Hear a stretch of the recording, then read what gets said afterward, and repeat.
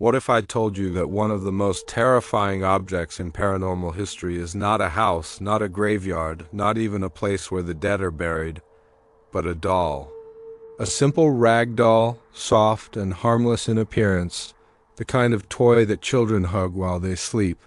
But this doll is different. This doll carries something inside it that should never have touched this world. Her name is Annabelle. She is locked away, sealed inside a protective glass case, blessed by priests, and guarded in a room filled with cursed and haunted objects. She is not just part of a Hollywood film, she is real. And her story will take us deep into the world of the Warrens, the most famous paranormal investigators in history, and into the dark heart of something that still terrifies people to this day. Stay with me. What you are about to hear is not just a story, it is a warning.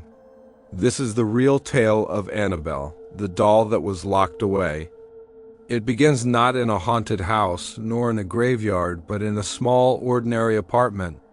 A simple room, with sunlight coming through the window, the smell of coffee in the kitchen, and books stacked on the shelves.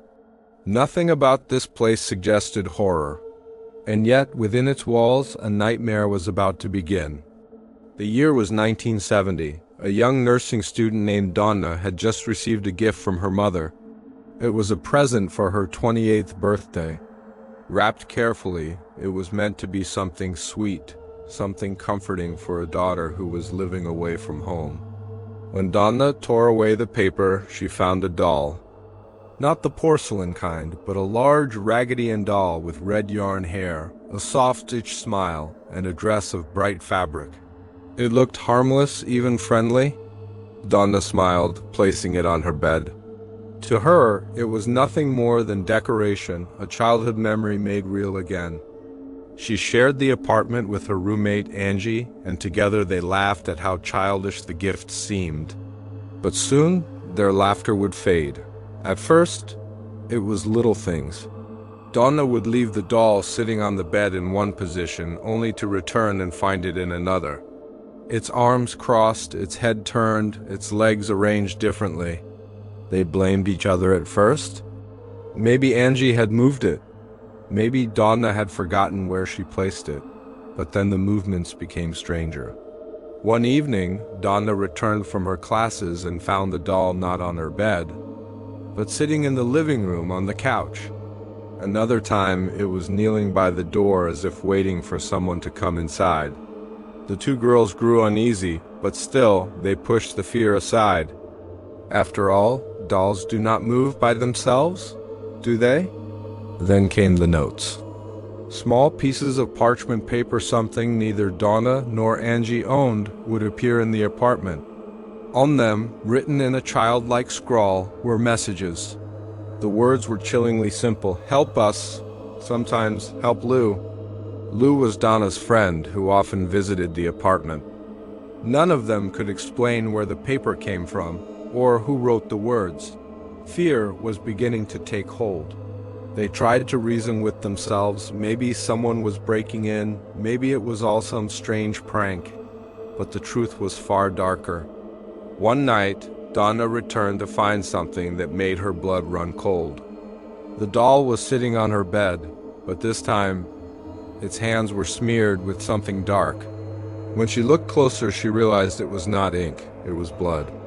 Tiny drops of red appeared on the doll's cloth hands and chest. The sight made her gasp, and Angie screamed. They had no answers left. Terrified, they turned to a medium. The medium told them that the spirit of a little girl named Annabelle Higgins had died on the land where their apartment now stood. The girl, the medium explained, had felt drawn to Donna and Angie. She wanted to stay with them, to be loved, and to live through the doll. Donna, moved by the tragic story, agreed. She allowed Annabelle to remain inside the doll. She even spoke to it at night, treating it like a child who had found comfort in her home. She believed she was doing something good, something kind. But what Donna did not know was that the story was a lie. The doll did not contain the spirit of a little girl. It was something far more sinister. Lou, Donna's friend, felt it from the beginning. He hated the doll. Every time he visited, he told Donna and Angie to get rid of it, but they would not listen. One night, as Lou slept in the apartment, he had a dream, more what he thought was a dream. In it, Annabelle climbed onto his chest. The doll pressed against him, and suddenly he could not move. His body was paralyzed, frozen in fear. Then he felt it, the pressure of hands around his neck, choking him. He struggled to breathe, his heart racing, his eyes wide with terror. At the last moment, he woke with a scream. But the marks were still there, red scratches on his neck. The doll had left its warning. The final sign came one afternoon. Lou was again in the apartment, determined to get rid of Annabelle. As he entered Donna's room, he froze. The doll was on the floor, silent, still. He stepped closer and suddenly felt a sharp pain in his chest. He looked down to see deep claw marks tearing through his shirt, his skin burning as if cut by invisible blades. He stumbled back, horrified, but within minutes the wounds vanished, healed as quickly as they appeared. That was enough. Donna and Angie were terrified beyond reason. They finally called for help. And this time, help came from two people who had already walked into the darkest corners of the paranormal world. Their names were Ed and Lorraine Warren. Ed and Lorraine Warren had seen many strange things in their life. They had walked through homes where shadows whispered, through holes where doors opened on their own, and through rooms where the air itself seemed heavy with anger. But when they first heard the name Annabelle, they did not expect that one simple doll could become one of their most dangerous cases. When Donna and Angie explained their story, Lorraine listened carefully. She was a clairvoyant, someone who could sense the unseen. She nodded slowly, her eyes serious, while Ed asked questions in his calm but firm voice. Every detail mattered: the movements of the doll, the strange notes, the blood that appeared from nowhere, and the attacks on Lou. Finally, Lorraine placed her hands together and said the words that made the room fall silent. "This is not the spirit of a little girl," she said. "There is no Annabelle Higgins inside that doll. What you are dealing with is not human. It is inhuman. A demonic spirit. And it has been using the doll as a vessel, a mask, to trick you." Donna's eyes filled with tears. Angie looked pale. They had been deceived by a story that seemed innocent but was, in truth, a trap. Lorraine explained further. The demon never wanted to stay inside the doll. Its true purpose is to find a human soul. It wants permission. It wants to be invited into your life, into your body. That is why it pretended to be a lost child. That is why it asked for love. Donna realized the terrible mistake she had made. By showing kindness to the doll, by speaking to it and accepting it, she had given the demon strength. Ed Warren decided that immediate action was needed. He arranged for an exorcism to cleanse the apartment. A priest came, reading prayers to drive the spirit away. Holy water was sprinkled, crosses were placed, and for a time the room felt lighter. Donna and Angie felt hope. But Ed knew it was not over. The doll itself could not be left behind. It had become a direct link to the demonic presence. So Ed and Lorraine decided to take Annabelle with them. They placed the doll in their car, and together they began the drive back to their home in Monroe, Connecticut. But even on the road, Annabelle showed her power. As they drove along the highway, the steering wheel locked, the brakes failed, and the car swerved violently. Ed immediately pulled a small vial of holy water from his pocket. He splashed it onto the doll and made the sign of the cross. Only then did the car respond again, as if the evil force had been pushed back. When they finally reached their home, they placed Annabelle in Ed's study. But that very night, the doll began to levitate. It rose slowly, floating in the air, before falling to the ground with a heavy thud. At other times, it seemed to vanish, only to reappear in another room of the house. The Warrens understood that Annabelle was not safe to leave in any home, not even theirs, so they made a decision. They built a special case, made of glass and wood, blessed with prayers and holy water. The doll was locked inside, sealed away forever. And on the front of the case they placed a warning in bold letters, positively do not open. From that day forward, Annabelle remained trapped in the Warrens' Occult Museum. But even locked behind glass, her presence was strong. Priests who came to bless the museum often reported feeling uneasy when they stood near the case. Visitors would stare at the doll and swear that its head had turned or its eyes had followed them. One young man mocked Annabelle during a visit. He tapped on the glass, daring her to do something. Ed quickly threw him out, warning him never to challenge forces he did not understand. The young man laughed as he left on his motorcycle. But within hours, he was dead as bike, crashing against a tree in a violent accident. The Warrens believed it was Annabelle's final act of revenge. Over the years, Annabelle's legend grew. She was not just a story, not just a rumor, she was real and she was dangerous.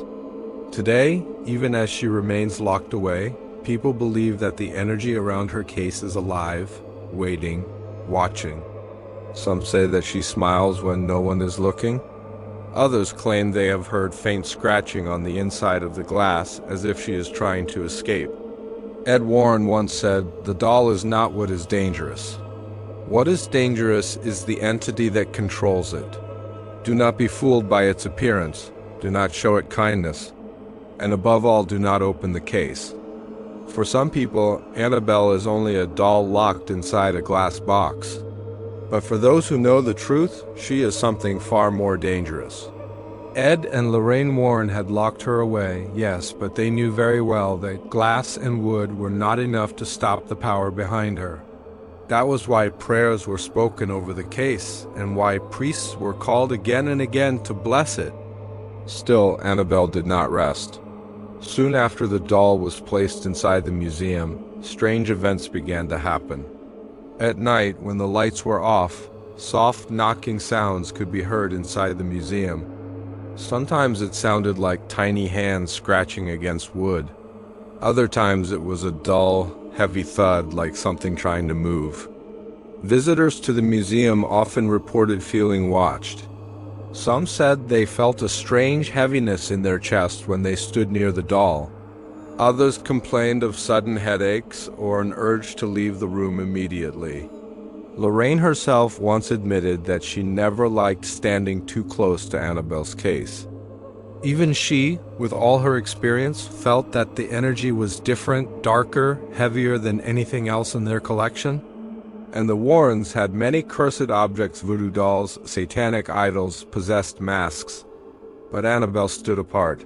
She was special, she was dangerous in a way that none of the others were. One of the most famous stories came from a young couple who visited the museum. They laughed at the warnings, pointing at the case as if it was nothing but a showpiece. The man tapped on the glass and said out loud, "If you are real, prove it." Ed rushed to remove them, his face filled with anger. He warned them again, "Never mock something you do not understand." The couple left on their motorcycle. But just like the young man before them, they never reached home. On the way, their bike lost control. They crashed violently. The girl survived, badly injured, but the man died instantly. When Lorraine spoke about this later, she said it was not a coincidence. She believed it was Annabelle's way of teaching them a final lesson. Another story tells of a priest who came to the museum to bless the objects. When he reached Annabelle's case, he smiled and said, "You are just a doll. You cannot hurt anyone." Lorraine begged him to take the warning seriously, but he only laughed. As he drove back to his church, his brakes failed. His car spun out of control, nearly killing him. The priest survived, shaken and terrified. When he returned to the Warrens, he admitted that he would never again doubt the power of that cursed doll. For Ed and Lorraine, Annabelle became a constant reminder of the dangers they faced. Lorraine once described how the doll's case seemed to give off a coldness, as if the glass was separating two worlds, the world of the living and the world of the inhuman. "It is not the doll," she said. "It is what clings to the doll. It is what waits behind it." Over time, Annabelle became one of the most talked about cases in the Warrens' career. News articles were written about her. Paranormal shows requested interviews. Hollywood itself came calling, and soon the story of Annabelle found its way into movies. But Lorraine always reminded people, the real Annabelle was not the porcelain doll shown on the screen. She was not beautiful or delicate. She was a simple Raggedy Ann doll, soft, stitched with button eyes. And yet, inside that innocent face lived something dark and cruel. That was the real terror of Annabelle. Evil does not always come dressed as a monster. Sometimes it hides in the most harmless of forms. Sometimes it wears a smile. Annabelle's story did not stop when she was placed inside the glass case. In fact, many believe that this was only the beginning. Ed and Lorraine Warren both knew that the spirit connected to Annabelle was not an ordinary ghost. They believed it was an inhuman spirit, something that had never been alive, something that had never walked the earth as a human being. It was a demon, and demons are patient. They do not grow tired. They wait. Inside the museum, strange events continued. Lorraine often told visitors never to touch the glass, never to put their hands near the case. But not everyone listened. Some people thought it was a game. Some thought it was a trick to scare tourists. One young man walked up to the case smiling at his girlfriend. He began to tap on the glass, laughing as he did so. He said, "If you can really do something, then do it now." Ed became furious. He rushed the man out of the museum. He warned him never to challenge what he did not understand. But as the couple rode away on their motorcycle, tragedy struck. The bike lost control. The man died instantly. His girlfriend survived, but she was badly hurt. This was not the first time something like this had happened. Another case involved a priest. He visited the museum, curious about the stories.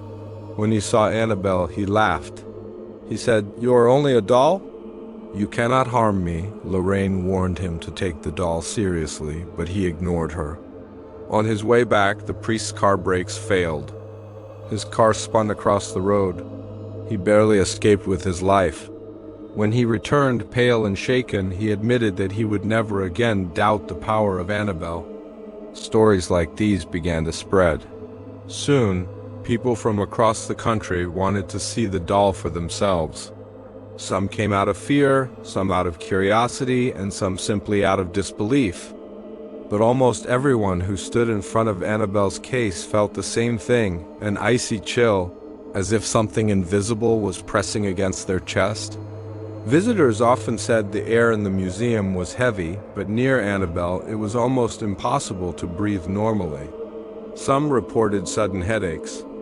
Others said their cameras stopped working. There were even stories of photos disappearing from phones after being taken near the case. Lorraine once explained it best. She said, "It is not the doll that is dangerous. It is what moves around the doll, what waits behind it. What hides in the shadows, even in silence, Annabelle seemed alive. And what made her more terrifying was her appearance. She was not the porcelain doll shown in movies. She was simple, harmless looking. A soft Raggedy Ann doll with button eyes and stitched lips. She looked innocent. She looked like a child's toy. But that was the trick. That was the disguise. Evil often hides in the things that appear safe. Evil does not always come as a monster. Sometimes it comes with a smile stitched onto a soft face. For Ed and Lorraine, Annabelle became the most dangerous object in their museum. They locked her case, they blessed it. They prayed over it. But they knew that even then, the demon was not truly trapped. The glass case did not hold it. The prayers only weakened it, kept it calm like chains around a wild animal. But the animal was still alive. It was still waiting.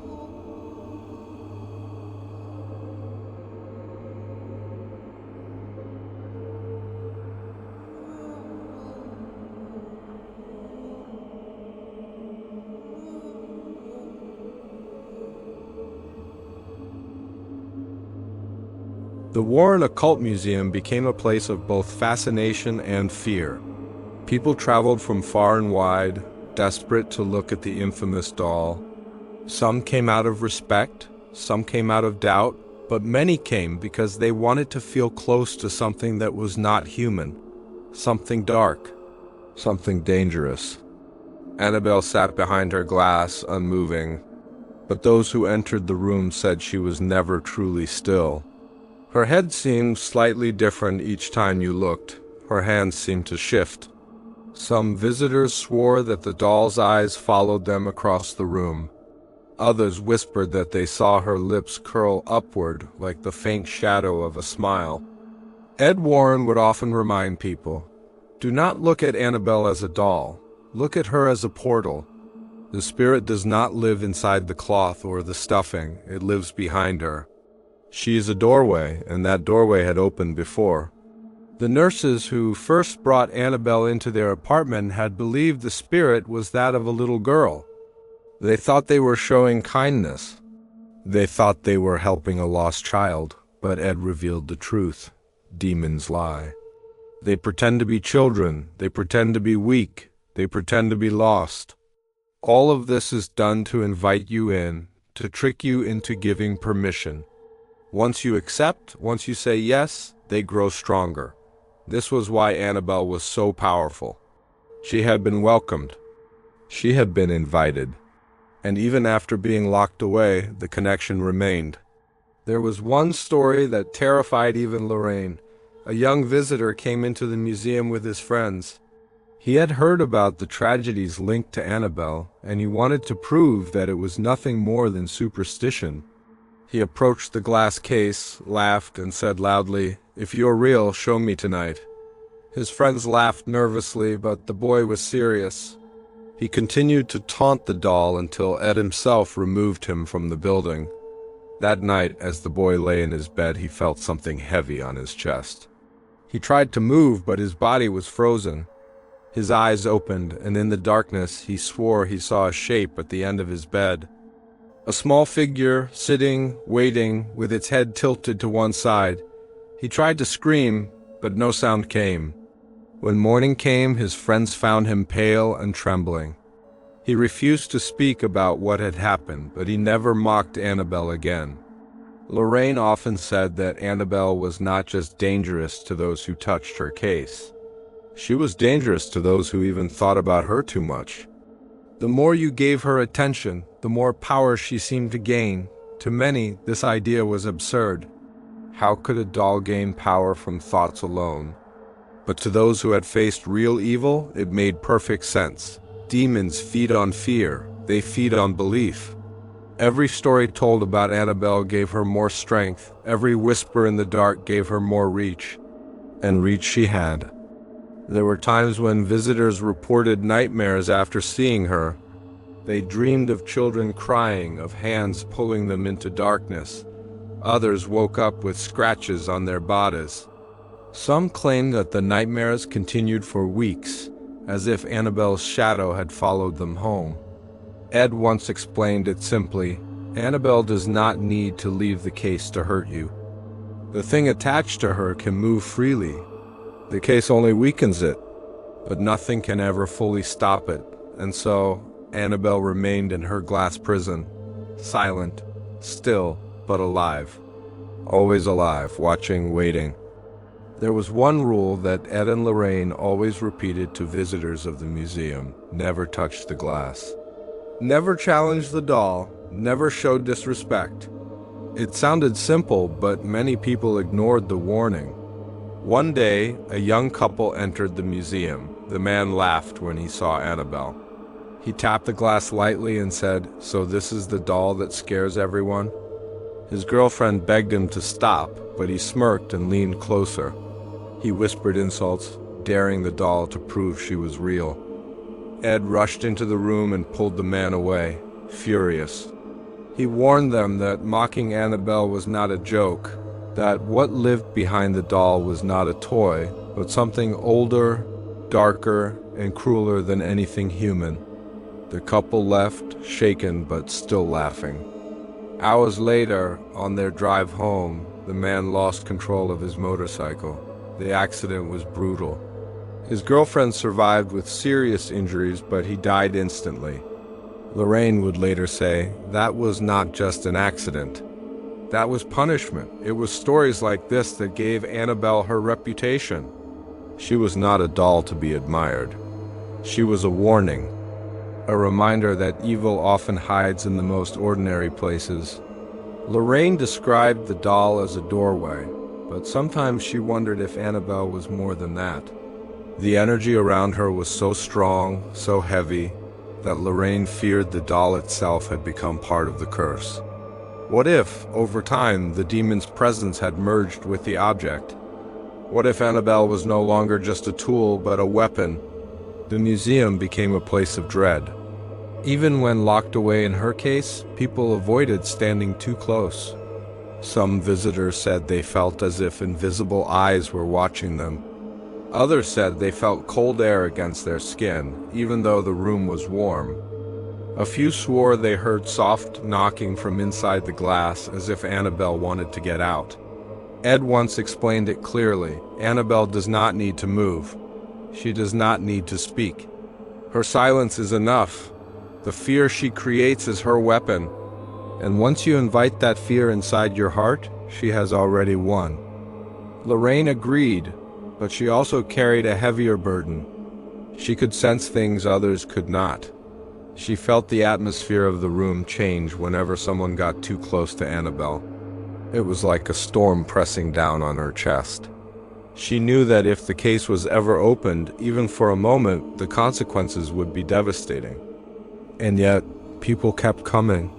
Some came with respect, others with arrogance, but all left with the memory of that doll burned into their minds.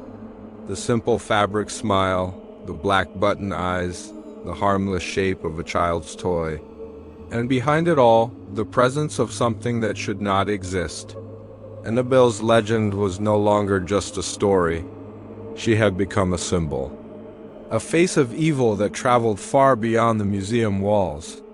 And even though she was locked away, her reach extended into the world of dreams, of fears, and of those who dared to doubt her power. There were nights when Lorraine would sit in her home and think about Annabelle. She had faced many dark cases in her life, but there was something about that doll that refused to leave her mind. Even when she prayed, she sometimes felt a shadow listening. One evening, Lorraine told a close friend that she dreamed of Annabelle. In the dream, she was standing in a long hallway, and at the end of it, the doll was waiting. The case was open. The glass door hung wide, and Annabelle's cloth hands rested gently at her sides. The doll did not walk forward, but Lorraine said she felt it move closer anyway. Step by step, without sound, without motion, yet the distance between them kept shrinking. Lorraine woke up screaming, her body drenched in sweat. Dreams like this were not rare. Many people who had simply visited the museum later claimed that Annabelle followed them in their sleep. They described similar dreams, the doll standing still, the sense of being watched, the impossible pull of her presence. Some said they woke with scratches on their arms, others said they felt a weight pressing down on their chest. Ed always explained that the demon attached to Annabelle thrived on fear. It was not the cloth or the stuffing that mattered, it was the attention. Every scream, every story, every sleepless night made the entity stronger. There was a priest who once visited the museum to bless the object. He sprinkled holy water and began to pray over the glass case. Suddenly his hands began to tremble, his voice shook. He stopped and turned pale. Later, he confessed that he felt an invisible force pushing against him, daring him to continue, mocking his faith. He left quickly that day, warning Ed and Lorraine that this was not a simple haunting, it was a challenge. The Warrens began to fear that Annabelle's case was not just a container, but a prison under pressure. The glass was strong, but what if the power inside was growing with every passing year? Lorraine said once in an interview, "It is like a storm gathering strength. You may not see it, but you can feel it. And if that glass ever breaks, the storm will be free." Visitors to the museum often left with uneasy feelings. Some cried without reason, some refused to even look at the doll. There were even those who became sick on the spot, their bodies reacting as if they had stepped into a place where they did not belong. Annabelle was not alive, but she was not dead either. She was something in between, a bridge to the inhuman, a doorway that should have never been opened. And yet there she remained quiet, still, locked away in her wooden case. People would often whisper to themselves as they left the room, "What if one day the lock fails? What if one day she is free again?" The thought was enough to send shivers through even the bravest souls, because Annabelle was not just a doll. She was a warning that evil does not need to shout, it only needs to wait. Years passed, but Annabelle's story refused to fade. Every new visitor who came to the Warrens Occult Museum carried the legend further, like a shadow spreading from one town to another. The doll was silent, but her silence was heavier than screams. People said that when you stood in front of her, you did not just see a toy, you felt something staring back at you, something old, something cruel. There was once a young soldier who came home after serving overseas. His friends convinced him to visit the museum. He laughed at the stories, calling them children's tales. When he stood before the glass case, he tapped on it with his knuckle and said loudly, "If you are real, do something to me." Ed warned him immediately, his voice sharp, telling him to never mock the object. But the soldier only smiled and walked away. That night, while driving home with his girlfriend, their motorcycle swerved violently.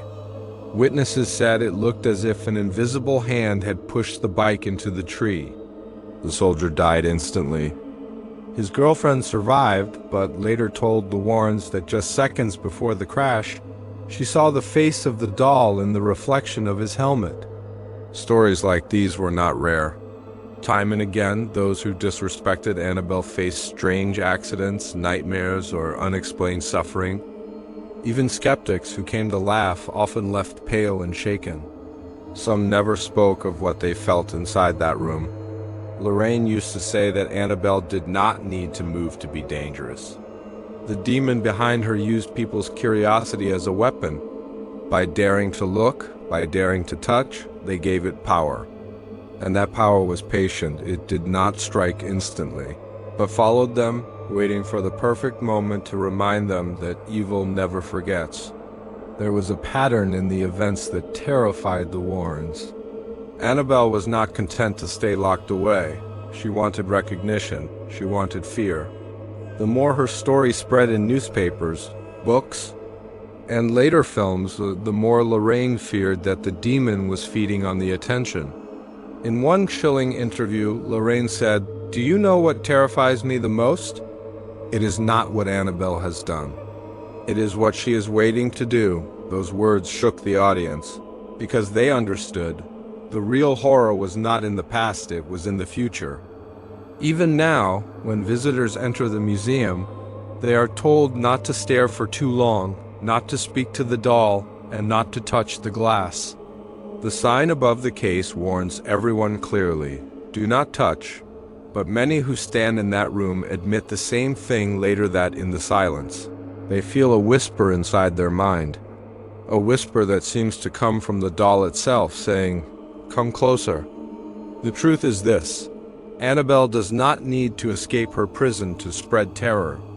She only needs one moment of weakness, one invitation, one careless word, and the door will open again. As the years went on, Annabelle became more than just a story told in hushed voices.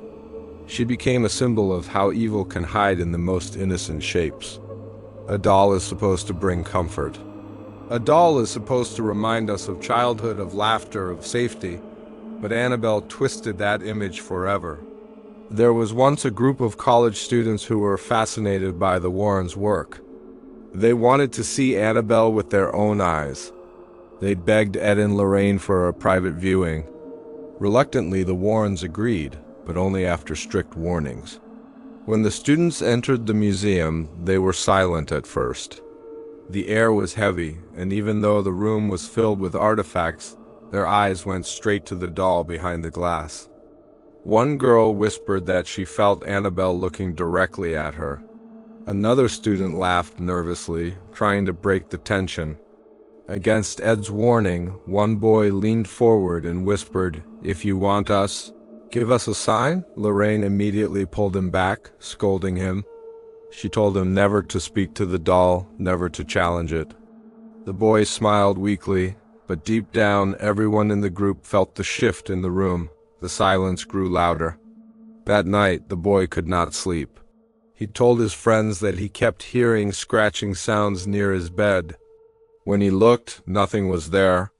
But at exactly 3 a.m., he woke to see the shadow of a small figure standing in the corner of his room. Its head was tilted, its arms limp like a ragdoll. He screamed, but when the lights came on, the shadow was gone. He refused to return to the museum ever again.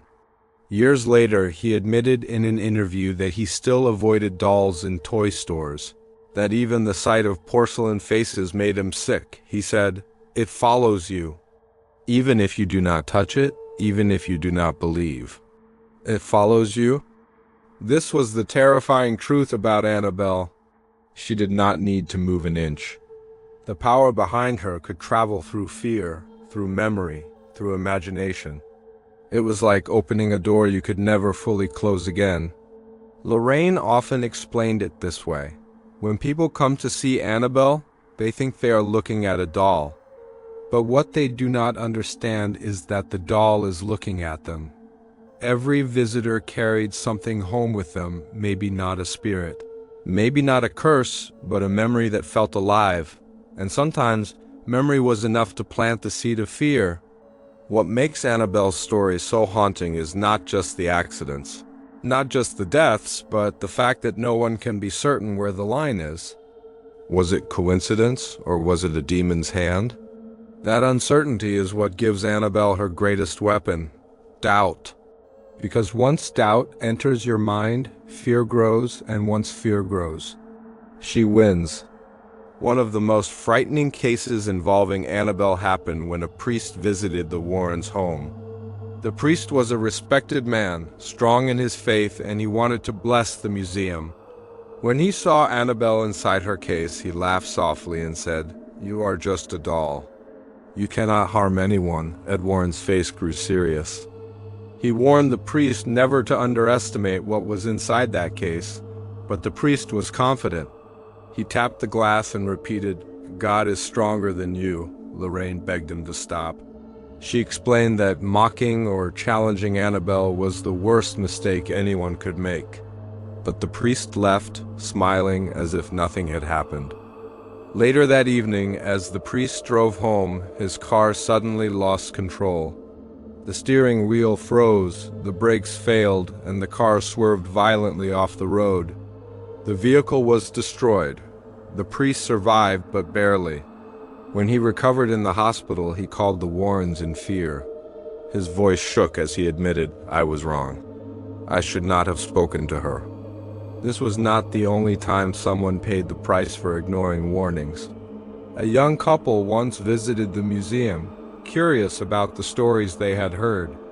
The boyfriend laughed and knocked on the glass case, daring Annabelle to prove she was real. He mocked the stories, saying it was all lies. Ed immediately forced them to leave. On their way home, the couple's motorcycle crashed into a tree. The young man died instantly. The girl survived but lived with scars that reminded her every day of that visit. She later confessed that she felt something push the bike before it spun out of control. These are not stories made to scare children. They are real accounts of people who did not believe, who ignored the warnings, who treated Annabelle like a toy. And they paid with their lives. That is what makes this doll so different. Annabelle does not need to chase you through the night. She does not need to scream or move. All she needs is your doubt. All she needs is your invitation. Once you give her attention, once you give her disbelief, she shows you how real she truly is. Ed often explained it in the simplest way. Annabelle is not just a doll. Annabelle is a conduit. And when you give her power, you are not giving it to the doll, you are giving it to the thing that hides behind her. That is why the case around Annabelle was built with strict rules. The glass was not ordinary glass.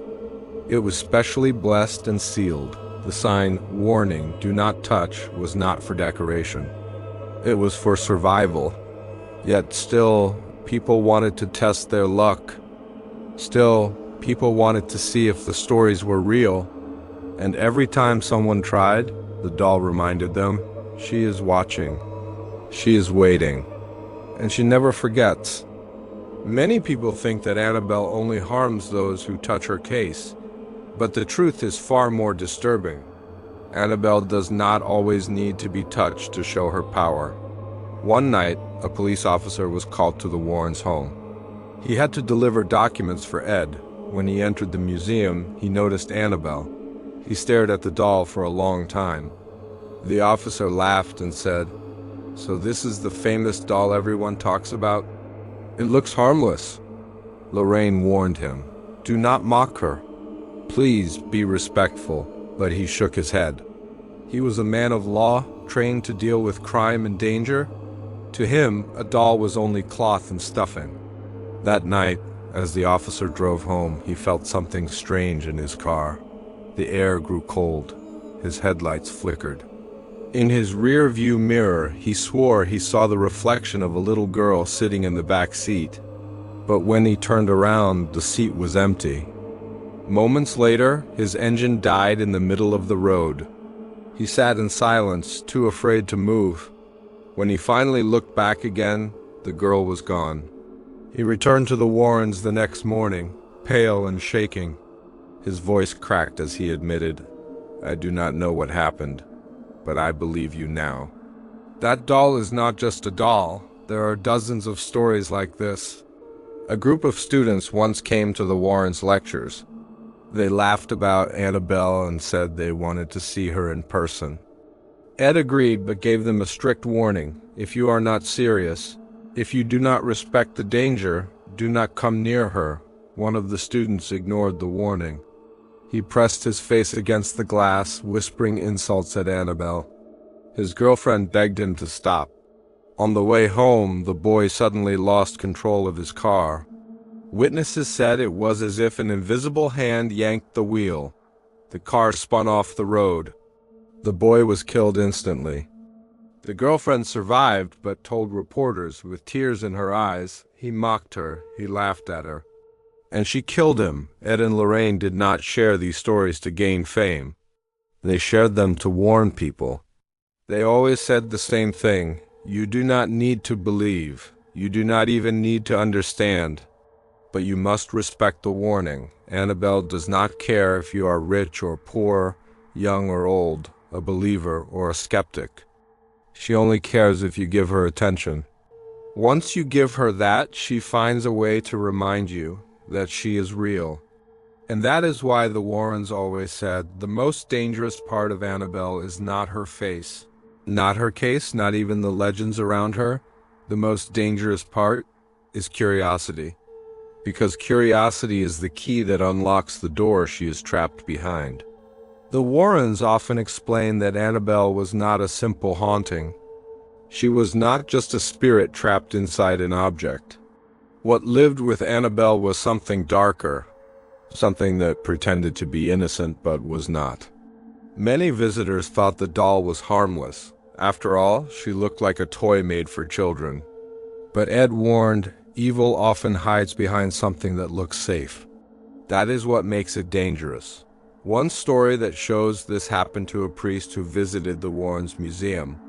He was curious about the case of Annabelle.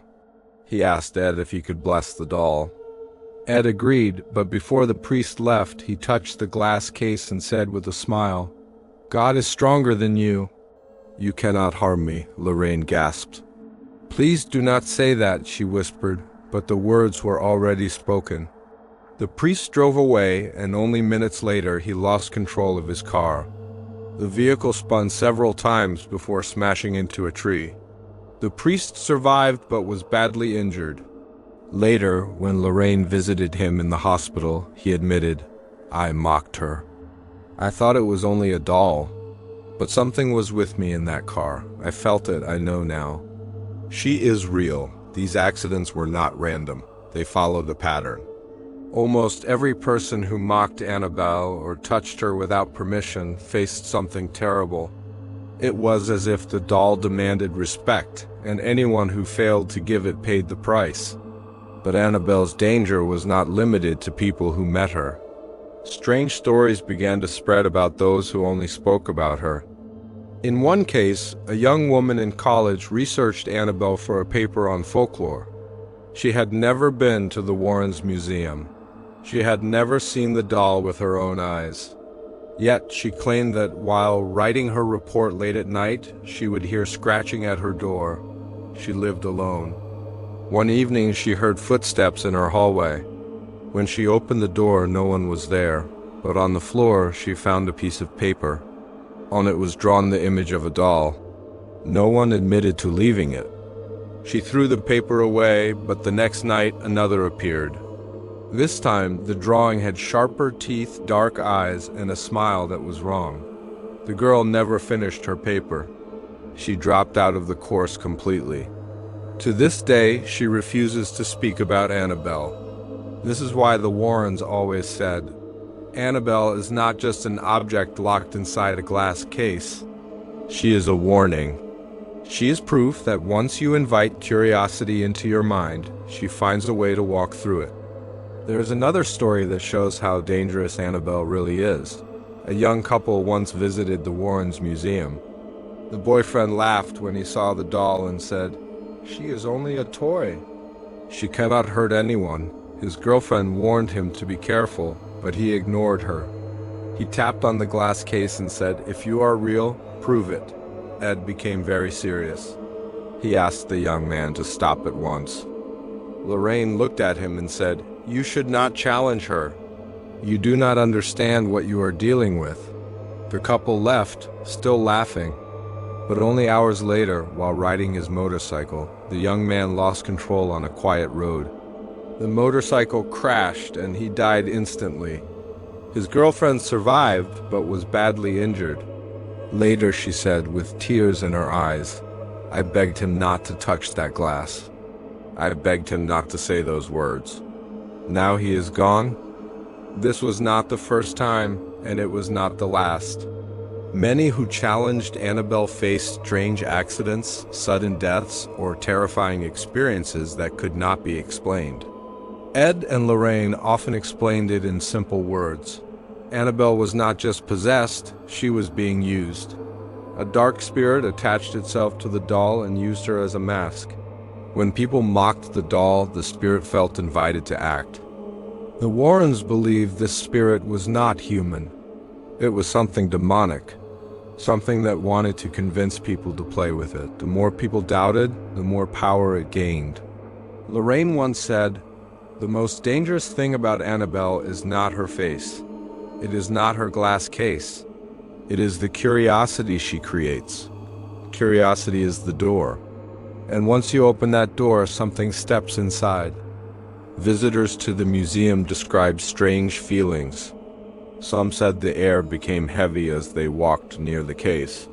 Some said the doll's eyes followed them. One man said he felt a hand on his shoulder, but when he turned, no one was there. Even the Warrens themselves did not treat Annabelle lightly. Every time Ed entered the room where she was kept, he prayed first. He never touched the case without protection. Lorraine often refused to stay in that room for long because she felt a dark energy that drained her strength. To protect people, the Warrens asked a priest to bless the room every week. Still, strange things happened.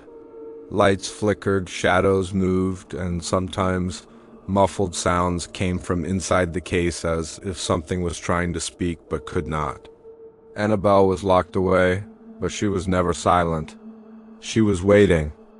Annabelle was more than just a doll inside a glass case. For many people, she became a symbol of fear. She reminded them that evil can hide in simple things. A toy that should bring comfort became the face of nightmares. One night, a group of students visited the museum. They came to learn about the paranormal. Ed stood in front of the class, explaining different objects in the room. But when he reached Annabelle, the entire mood changed. The room became quiet. The students leaned closer, waiting for his words. Ed said in a low voice, "You can look at her, but never touch the glass. Do not speak to her and do not challenge her. This doll is not a story. She is real. And she has hurt people before." The students nodded. But one young man in the back smirked. He whispered to his friend, "It is just a doll. They are trying to scare us." Later that night, while the group drove back to their campus, the same young man kept joking about Annabelle. He said, "If she was real, she would be here right now." His laughter filled the van. But suddenly, the van's engine cut off in the middle of the road. The lights went out. Everyone inside panicked. The driver tried again and again, but the van would not start. And then they heard it, a sound from behind the seats. A soft tapping like fingernails scratching on glass. No one spoke. No one moved. Finally, after several minutes, the van started again. They drove the rest of the way in silence. The young man never laughed about Annabelle again. He later admitted that while the van was dark, he felt something cold touch his neck.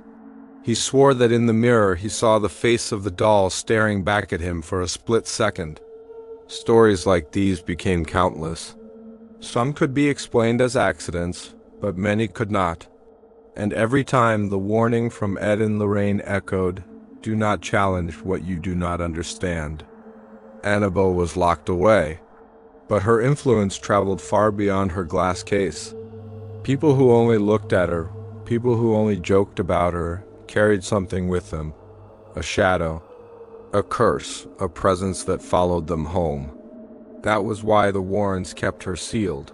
They believed she was like a doorway. And once the doorway opened, something stepped out and it never left empty-handed. Inside the museum, Annabelle sat silently in her glass case. But silence does not always mean peace. Visitors often said that when they walked past her, they felt pressure on their chest, like the air had become heavy. Some even complained of headaches or sudden nausea. Lorraine would always warn them, "It is not your imagination, that is the weight of evil. Evil does not need to speak to be felt." One evening, a priest came to the museum. He was curious, confident, and perhaps too proud. Ed welcomed him, but he noticed the priest's attitude. The priest laughed and said, "It is only a doll. Evil cannot live in a toy." Ed's face grew serious. He replied, "Father, it is not the doll that is evil. It is what moves through it. Do not underestimate it." The priest smiled and walked up to the glass case. He looked at Annabelle directly and said in a firm voice, "You are nothing. You cannot harm me. You have no power over God's servant." Ed and Lorraine immediately asked him to stop, but he ignored them. He left the museum that night, still mocking the story. Hours later, on his way back, the priest's car lost control on a clear, dry road. The vehicle flipped and crashed. The priest survived, but only barely. He was badly injured. When Ed visited him in the hospital, the priest whispered, his voice shaking, "I was wrong. I saw her in the car. She was there." That was not the first time someone paid a price for mocking Annabelle, and it would not be the last. Every warning attached to this doll was written in real blood, real accidents, real lives.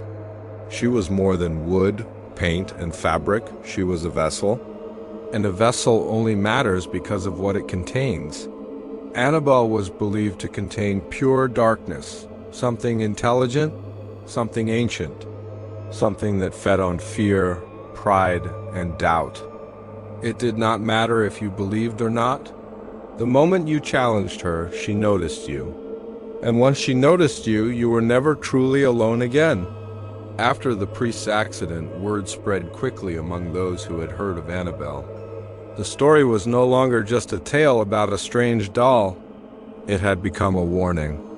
Visitors still came to the museum. Some came out of curiosity, some out of fear, and others simply because they wanted to prove that nothing supernatural existed. But no matter their reason, most people left with a feeling they could not explain. One man, a biker in his late 20s, once came with his girlfriend. He was loud, confident, and laughed at everything. When Ed explained the history of Annabelle, the biker smirked and said, "It is just a doll. What is the worst it can do? Make me have a nightmare?" Ignoring the signs on the case, he knocked hard on the glass and shouted, "If you are real, do something to me." Ed rushed forward, his face pale with fear. He pulled the man away and warned him never to challenge the doll, but the biker laughed and left with his girlfriend. On their way home, the motorcycle suddenly lost control. Both were thrown off. The girlfriend survived with minor injuries, but the biker was killed instantly. The story became one more name added to Annabelle's list of victims. Ed later said in a lecture, "This doll is not a joke. It does not need your permission to strike. It only needs your arrogance." The glass case in which Annabelle was locked carried a simple but powerful message written by the Warrens: "Warning, do not open." Those 4 words were more than just a label. They were a barrier between safety and chaos. They were the final line holding something unspeakable inside. Annabelle never moved when people watched. Her eyes never blinked. Her mouth never opened. But those who got too close swore they saw something behind the glass. A flicker of life. A presence staring back. It was as if the doll was not trapped at all. It was waiting. Watching, choosing. As the years passed, Annabelle became more than just an object locked inside a glass case. She became a legend. People whispered her name in schools, in dorm rooms, and in late-night conversations. Parents warned their children never to mock her, and young people dared each other to say her name, as if it was some kind of game. But for Ed and Lorraine Warren, it was never a game. They knew the truth. Every time Annabelle's story spread, it was like her reach grew wider. Evil does not need freedom to spread. Sometimes it only needs belief. Lorraine once said during an interview, "When people talk about Annabelle, when they focus on her, they invite her into their lives. That is the danger. She feeds on attention."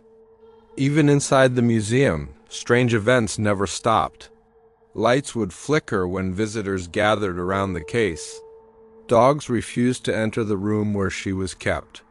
And psychics who tried to sense her energy often left shaking, saying the same thing: "This is not a spirit of a little girl.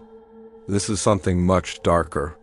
One night, a group of college students came to the museum. They had heard the stories and wanted to see the doll for themselves. Among them was a girl who studied psychology. She laughed during the entire tour and told her friends, "It is only the power of suggestion. People believe this doll is evil, so they create the fear themselves." But when she stood in front of Annabelle, her smile slowly faded. She leaned in closer, almost as if something invisible was pulling her forward. Her hand touched the glass. Her friends pulled her back quickly, but she looked pale, as if her energy had been drained. That night she could not sleep. She told her roommate that she kept hearing scratching on her door, though no one was there. In the morning, she found 3 small claw marks across her arm. This pattern continued again and again. Different people, different times, but the same warning: Annabelle was not asleep. She was not silent. She was waiting for any chance to remind the world that she was still there. There was a reason Annabelle was locked away and never destroyed. Many people wondered why Ed and Lorraine Warren did not burn the doll, or why they did not throw it into the ocean. The truth was darker and far more terrifying. Ed once explained, "If you destroy an object that has a demonic presence attached to it, the spirit does not die. It is released. And when it is released, it seeks a new host. Sometimes that host can be a person." This was the reason the doll was sealed in a glass case, covered with protective prayers and holy water. The case itself was not simple glass. It had been blessed, and the wood around it was lined with sacred words. It was a prison built not for a human, but for something that came from the depths of hell. Over the years, priests would visit the museum to bless the case and keep the evil contained. But even they admitted that when they stood too close, they felt a heavy pressure in their chest, as if the air was being pulled away from their lungs. Some described it as standing in the middle of a storm, even though the room was perfectly calm. There was one particular night when a priest left the museum after blessing the case. He looked at the doll, shook his head, and said loudly, "You are nothing. You cannot harm me." Ed was quick to warn him, telling him never to provoke Annabelle, but it was too late. Only hours after leaving, the priest's car lost control on the highway and flipped several times. The man survived, but his injuries were severe. Later, he admitted to the Warrens that just before the crash, he saw Annabelle's face in his rearview mirror. It became clear once again, Annabelle was not a story, not a rumor, not a child's toy. She was a gateway, a bridge between this world and something we were never meant to see. And though she sat silently behind the glass, it was a silence that felt alive, like the quiet before a scream. Every person who came close to Annabelle felt something strange. Some described it as a chill crawling across their skin, while others said it was like a heavy shadow pressing against their chest. Lorraine Warren once said that the doll did not just sit quietly, she watched. And when Lorraine said this, she was not speaking in a poetic way. She meant it literally. Lorraine explained that there were times when Annabelle's head would slightly tilt, as if following the movement of people in the room. Sometimes her eyes seemed to shift, and even though the doll's glass case was locked, people swore they saw her hand move against the glass. There was also an unforgettable night when two young men visited the Warrens' Occult Museum. They had heard about the doll from friends and wanted to see for themselves if the stories were true. One of them began to tap on the glass case. He laughed and said, "If you are real, do something." Ed rushed to stop him, warning that mocking the doll was dangerous. He explained that Annabelle was not a ghost to be entertained. She was a demonic presence, and provoking her was like opening a door to disaster. But the young man did not listen. On their way home, the motorcycle they were riding lost control on a sharp turn. The crash was violent. The driver died instantly, and the passenger was badly injured. To this day, many believe that their arrogance and disrespect toward Annabelle brought the tragedy upon them. Stories like this are why visitors are never allowed to touch the glass case. Even looking into Annabelle's eyes for too long is warned against, because people claim they see things, shadows, flames, even faces that do not belong to this world. The Warrens always said that Annabelle was not haunted by the spirit of a child. She was never a toy for a little girl. She was never innocent. From the very beginning, Annabelle was a mask used by something darker to trick humans. And behind that mask was a demon, waiting patiently for anyone foolish enough to invite it in. The Warrens always described Annabelle as one of the most dangerous objects in their entire collection. And that is saying something, because their museum was filled with cursed paintings, haunted mirrors, and even satanic idols taken from rituals, yet Annabelle stood above them all. Lorraine explained that what made Annabelle so terrifying was not her appearance, but the force that worked behind her. Many people look at the doll and laugh. They say, "It is only a piece of cloth and cotton, how can it harm anyone?" But what they do not understand is that the doll is not the danger. The doll is a doorway, a vessel. And what waits behind that doorway is something no human being should ever meet. One of the most chilling cases came from a priest who visited the Warrens. He had heard about Annabelle and believed it was only superstition. Standing in front of the glass case, he said boldly, "You are just a doll. You cannot hurt anyone." Ed warned him immediately. He told the priest to never challenge the doll, but the words were already spoken. On his way home, the priest lost control of his car. It spun out of the road and crashed violently. The priest survived, but his injuries were serious. Later, when Lorraine visited him in the hospital, he admitted with a trembling voice, "I should have listened. The doll is not a toy." There is something real inside that case. These encounters were not rare. Again and again, people who mocked Annabelle or even doubted her power paid a heavy price. This is why Ed and Lorraine always said, never give her attention, never give her permission, and never, under any condition, open the case. But the strange thing is, even when locked away, Annabelle continued to act. Visitors reported hearing knocking sounds from the case. Others said they felt scratching on their arms, even though nothing touched them. Some walked away from the museum only to experience nightmares that lasted for weeks. In those dreams, Annabelle appeared not as a simple doll, but as something alive, with a face twisted into an expression that was not human. The Warrens often said that Annabelle was not only a spirit, but something much darker. They believed it was a demonic presence pretending to be innocent, pretending to be harmless so that it could get close to people. That was the most dangerous part of the case. The entity wanted trust, and once it had trust, it wanted control. Ed explained this idea many times during his lectures. He said, "A spirit of a child will not attach itself to a doll. That is not how the afterlife works. What attaches to an object like Annabelle is not a child, it is something inhuman. Something that has never walked the earth in a human body. Something that hates mankind." There are reports from visitors who stood before the case and suddenly felt shortness of breath. Some described the sensation as if an invisible hand was pressing against their chest. Others said they heard whispers in their ear even when nobody was near them. Lorraine remembered one particular night in the museum. The air became heavy, and she felt a sharp coldness pass by her. She looked at the case and saw that Annabelle's head had shifted. Nobody had touched the glass, and there was no way the doll could have moved by itself. Lorraine knew this was a sign. The spirit inside the doll was restless, and it wanted to remind everyone that it was still there, still waiting. Stories of Annabelle spread far and wide. Newspapers wrote about her, television shows mentioned her, and people from all over the country came to see if the legends were true. Some came out of curiosity, others came to mock. But time after time, those who mocked the doll ended up regretting it. One young man who visited the museum with his girlfriend tapped the glass of the case and laughed.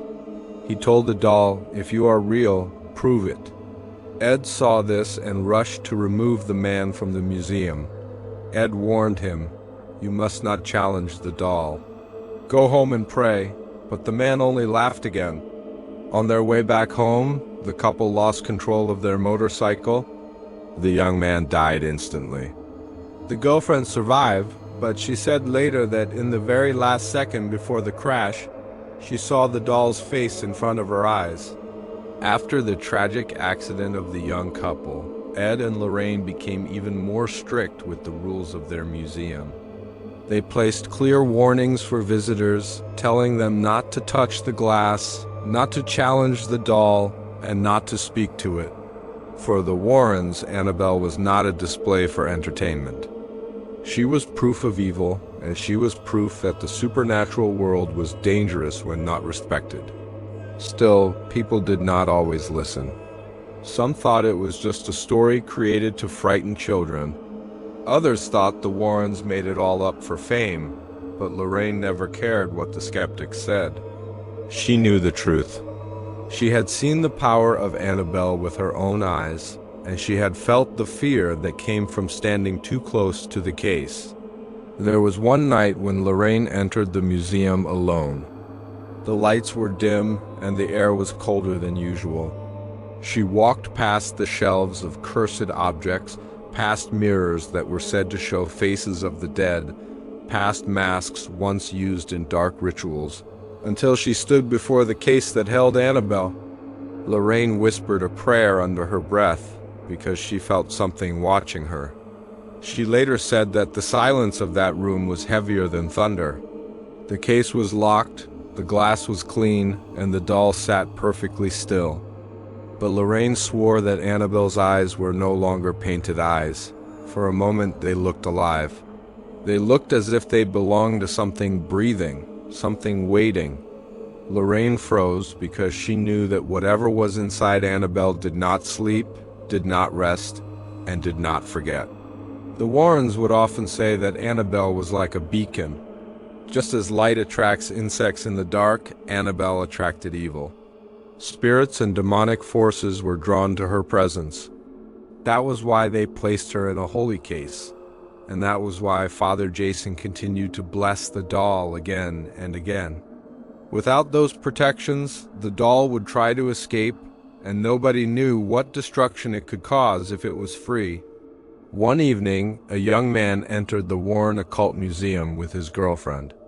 They had heard the stories about Annabelle and wanted to see if the legends were true. The man was confident, even arrogant. He laughed as he stood in front of the glass case. He tapped the glass and whispered, "If you are real, prove it." Lorraine immediately warned him to stop. She told him that this was not a game, that Annabelle was not an object for jokes, but the man refused to listen. His girlfriend was nervous, pulling at his sleeve, asking him to leave. Yet he smirked, looked at the doll, and mocked it again. According to Lorraine, the air inside the room grew heavier. It felt as if the temperature had dropped instantly. The lights above flickered, and the sound of wood creaking echoed in the silence. Lorraine stepped forward, but before she could say anything else, the man laughed again and walked out of the museum. Hours later, tragedy struck. On their way home, the young couple's motorcycle lost control. The man died instantly in the crash. His girlfriend survived, but she claimed that in the very last moment before the accident, she saw something in the road. It was not a person, it was not an animal.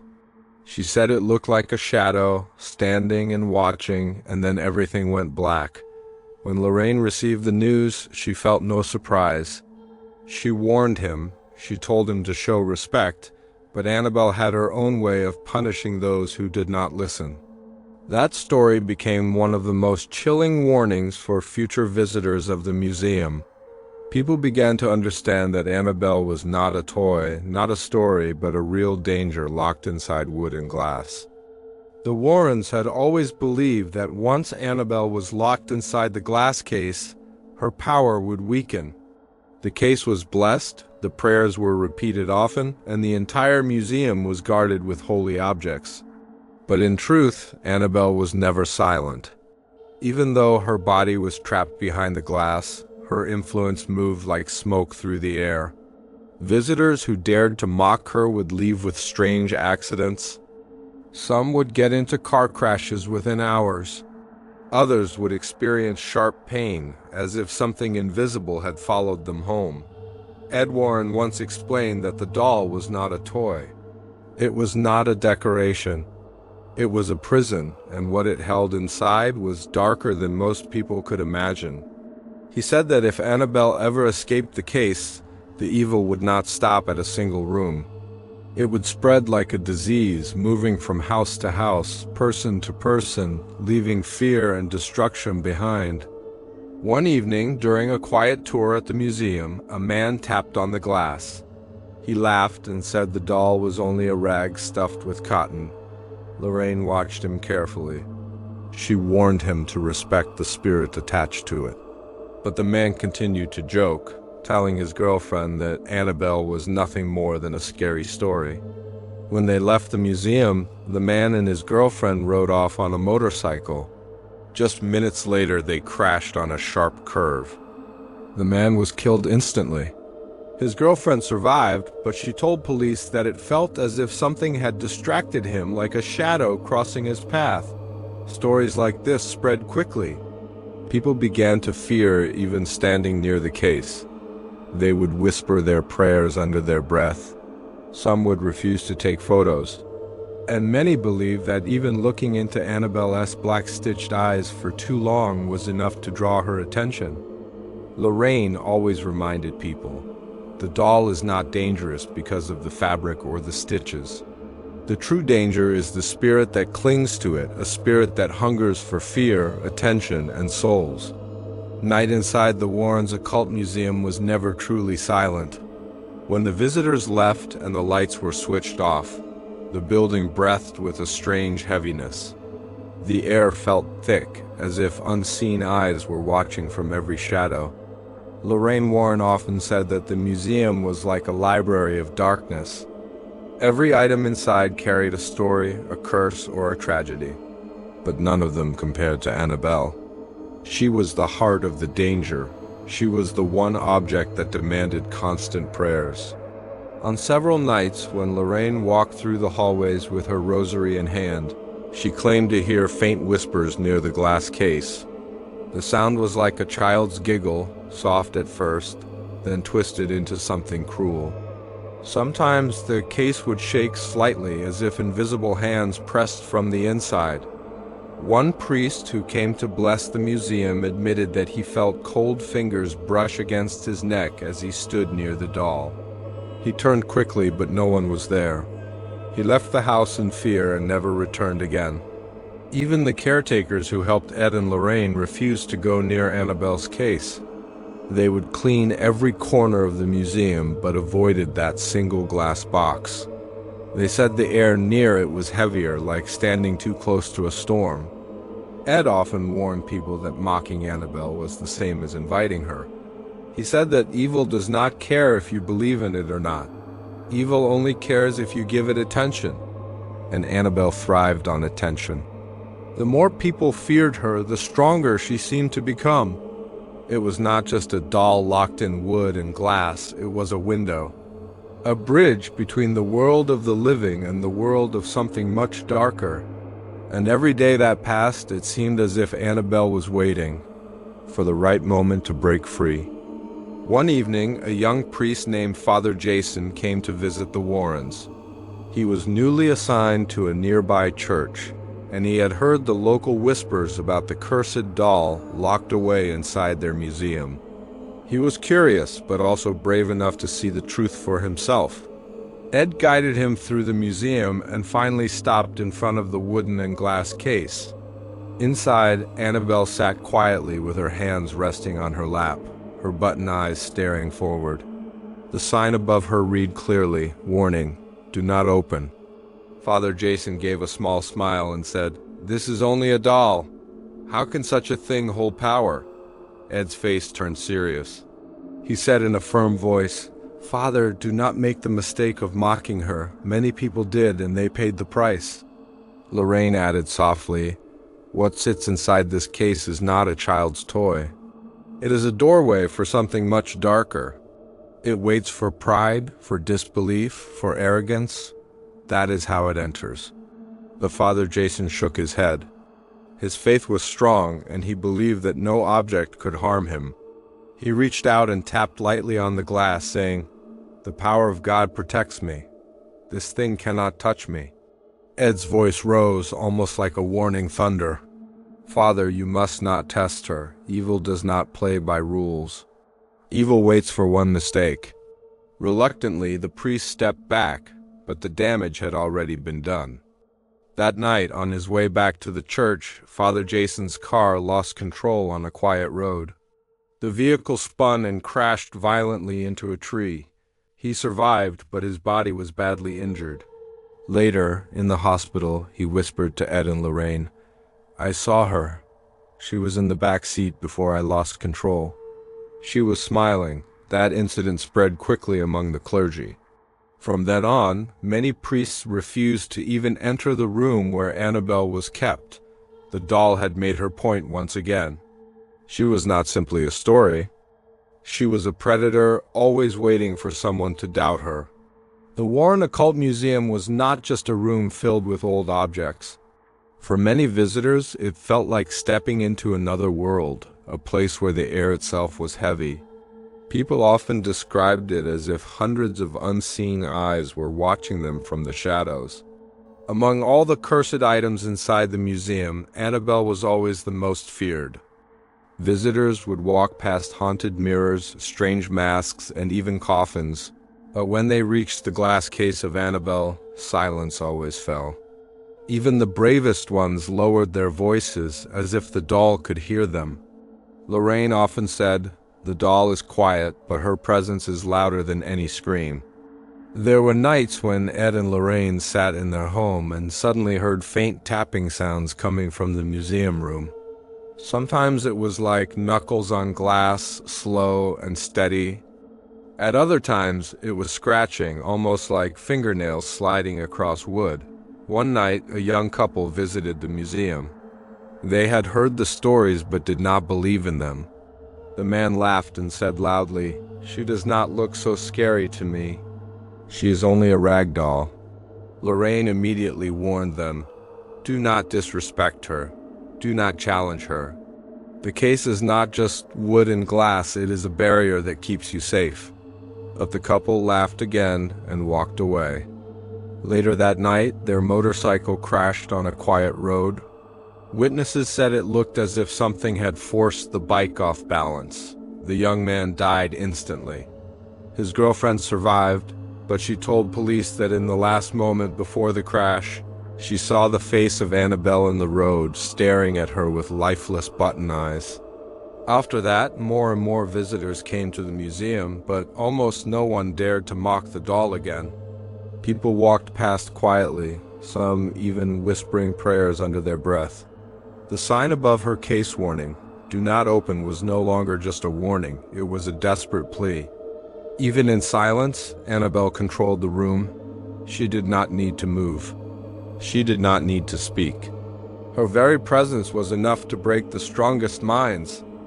The museum was locked every evening, but that never meant it was truly quiet. Guards who worked near the Warren property often said that the nights were the worst. They described sounds that came from inside when no one was there: soft footsteps, faint giggles of a child, and sometimes the loud bang of furniture moving. One guard once reported that while walking past the museum window, he saw a shadow inside. It was the shape of a small figure, sitting still, then suddenly standing. He thought maybe someone had broken in. When he went inside with Ed, they found nothing disturbed except Annabelle. Her head was tilted in a different direction than before. Ed kept records of these moments. He believed Annabelle was not just haunted. He believed she was a channel, a doorway for something darker. Every time someone provoked her, the activity grew stronger, almost as if the doll was feeding on fear and disrespect. Another story came from a priest who once visited the museum. He had been trained to resist fear, but even he admitted that Annabelle's case was the only thing that made his hands shake. He placed his palm on the glass and whispered a blessing. A moment later, he felt something cold and sharp strike him across the chest. When he looked down, there were 3 long scratches, red and burning. Lorraine always warned, "It is not the doll you see. It is the force behind her, the one that waits." People who visited at night often left with heavy dreams. Many reported waking up at exactly 3 o'clock with the vision of Annabelle sitting in their room, her head turning slowly towards them. Some never returned to the museum again. Even when locked inside a glass case, Annabelle proved she did not need freedom. She could reach people wherever she wanted. One evening, a young man came to the museum with his girlfriend. They had heard the stories about Annabelle, but they did not believe them.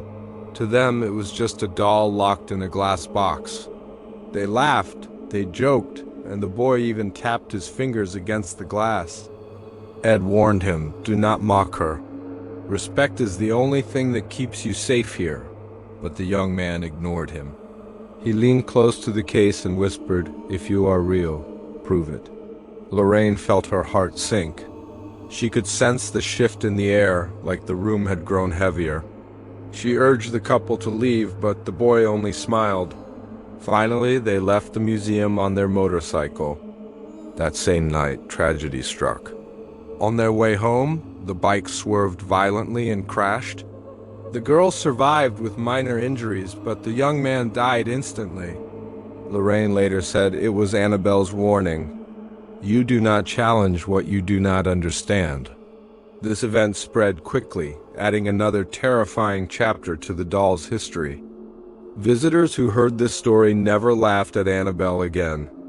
Instead, they stood at a distance, speaking softly, afraid to make the same mistake. Even locked away, Annabelle demanded fear, and she always found a way to punish those who refused to give it. Even though Annabelle was locked in her glass case, people began to report strange things happening far away from the museum. It was as if the doll could send her spirit outside the box, reaching into homes and lives she wanted to disturb.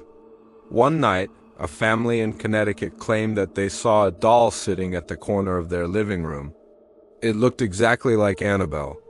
They were shocked because they had never owned such a doll. The father went to pick it up, but the moment he touched it, the lights flickered and the television switched on by itself.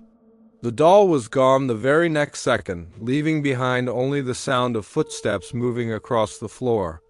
In another case, a woman who had visited the museum started hearing soft knocks on her bedroom door every night. At first, she thought it was her cat, but when she checked, the hallway was empty. Then one evening, she woke up to see handwriting on her mirror. "Miss me?" She swore it was the same handwriting from a photo she had taken near Annabelle's case. Lorraine believed that the doll's evil spirit was not limited to its wooden body. It could attach itself to the thoughts of anyone who gave it attention. The more you feared it, the stronger it became. Ed often said Annabelle is not just a doll, she is a beacon. Once you invite her into your mind, she knows where to find you. This was the most terrifying truth. Annabelle did not need to leave the glass case to haunt people. She only needed them to believe. At the Warrens Occult Museum, people often visited just to see Annabelle. The glass case was small, but the doll inside was the main attraction. Some visitors laughed at her, thinking it was only a toy. Others dared to mock her, pressing their hands against the glass or shouting at the doll. One story tells of a young man who came with his girlfriend. He tapped the glass case and said loudly, "You are only a rag doll, you cannot hurt me." Lorraine heard this and warned him to stop. She explained that Annabelle was dangerous and should never be challenged, but the man laughed, ignoring her. On their way home, the young man lost control of his motorcycle. His girlfriend survived with minor injuries, but he died instantly. People whispered that it was Annabelle's revenge. The timing was too close, the warning too real. Another visitor claimed she took a picture of the doll on her phone. The next morning, the photo had vanished, not deleted, just gone. Later that week, the woman's house alarm kept going off at night, even when no one was inside. She finally returned to the museum and prayed in front of Annabelle's case, begging the spirit to leave her alone. After that, the strange alarm stopped. The Warrens knew these were not simple accidents. Ed always said, when you play with evil, it will always play back. People began to understand that Annabelle was not an object to be entertained by. She was a warning, a living example of how far darkness can reach when it is given even the smallest opening. Late at night, the Warrens' museum was always silent. Rows of cursed items sat in their glass cases, but the heaviest presence was always around Annabelle. Even when no one was there, people claimed they heard faint whispers near her case. A security guard once said he was walking through the museum when he heard a girl's laughter. At first, he thought it was a recording from somewhere, but the sound came from Annabelle's direction. He stood frozen, his flashlight shaking in his hand. Then the laughter stopped, and the doll's head seemed slightly tilted, as if it had moved. Another visitor, a priest, came to bless the museum. When he walked past Annabelle, he mocked her, saying, "God is stronger than you." Ed Warren was standing nearby and told him, "Do not challenge her." But the priest ignored him. On his way home, his brakes failed on the highway. His car was destroyed, but he survived with only minor injuries. Later, he admitted he should have listened to Ed's warning. There were also reports that when people stared at Annabelle too long, they felt dizzy, as if the air around her was heavy. Some even said they saw her eyes following them, shifting ever so slightly. Lorraine once said, "Annabelle does not live inside the doll. The doll is only a vessel. The true spirit is darker than people understand." The case keeps her locked, but her influence can still reach beyond the glass. These stories spread, and people began visiting the museum not out of curiosity, but with fear. Everyone who stood before Annabelle's case felt one thing in common: the strong sense that they were being watched. There is one story connected to Annabelle that Ed and Lorraine Warren always told as a warning. A young man and his girlfriend once visited the Warrens' museum. They were curious, and when they stood in front of Annabelle's case, the man laughed. He tapped on the glass and said, "If you are real, prove it. Hurt me." Ed quickly stopped him and said, "Do not challenge this doll. This is not a game. You are dealing with something you do not understand." The young man only smiled and ignored the warning. Lorraine felt a dark energy rise in the room. She begged the couple to leave, and finally they walked out. On their way home, the man was riding his motorcycle with his girlfriend. Suddenly, he lost control and crashed into a tree. He died instantly. His girlfriend survived, but was badly injured. Later, she said that just before the accident, they both felt as if something invisible pushed them off balance. This story spread quickly, and people started to believe even more strongly that Annabelle's curse could reach beyond her glass case. It was not only about being near her. Once you mocked her, she followed you. Ed used to warn every visitor with the same words: "Annabelle is not a toy. Do not touch the case. Do not challenge her. She is not locked away for display, she is locked away for your safety." The case was blessed again and again, but even then, strange events happened. Lights flickered, cold spots appeared, and sometimes the sound of knocking came from inside the glass, as if Annabelle was waiting. One evening, a young priest came to visit the Warrens' Occult Museum. He had heard many stories about Annabelle, but he believed that nothing could harm him because he was a man of God. When he stood in front of the glass case, he said in a serious voice, "God is stronger than any spirit. This doll has no power." He even touched the glass and smiled as if he had defeated her. Ed became tense and told him, "Father, you must not disrespect what you do not understand. Annabelle is not a doll to mock. She is the focus of something very dark. Please be careful." The priest laughed softly and said, "I am not afraid." Then he left in his car. But only a few hours later, he faced something terrifying. While he was driving down a quiet road, his brakes suddenly failed. His car went out of control, crashed, and spun several times before finally stopping near a ditch. The priest survived, but his car was destroyed. Later, when he told the Warrens about this accident, his face was pale. He admitted that at the moment of the crash, he saw in his mind the face of Annabelle staring at him from the passenger seat. Her eyes were cold, empty, and mocking. Lorraine said softly, "She warned you. Never again take her lightly." From that day, the priest never doubted her power again. Annabelle's curse was not limited by walls, distance, or faith. She reached people who disrespected her no matter where they were. And this made her one of the most feared haunted objects in history. Not long after the priest's accident, another story began. A young couple came to the Warrens Occult Museum with friends. They had heard about Annabelle and wanted to see if the stories were true. The boy, full of confidence, stood in front of the glass case. He laughed and said, "If this doll really has power, then prove it. Do something to me right now." His girlfriend told him to stop, but he ignored her. Ed walked over quickly and his face turned serious. He said, "You must not challenge her. This is not a game. This is your life you are risking." But the boy only smiled and knocked on the glass case 2 times. He said loudly, "You are nothing. You are just a doll." Ed pushed him away and warned him again, "Leave this museum and pray for forgiveness. You have made a big mistake." The boy and his girlfriend left on their motorcycle, laughing, but their laughter did not last long.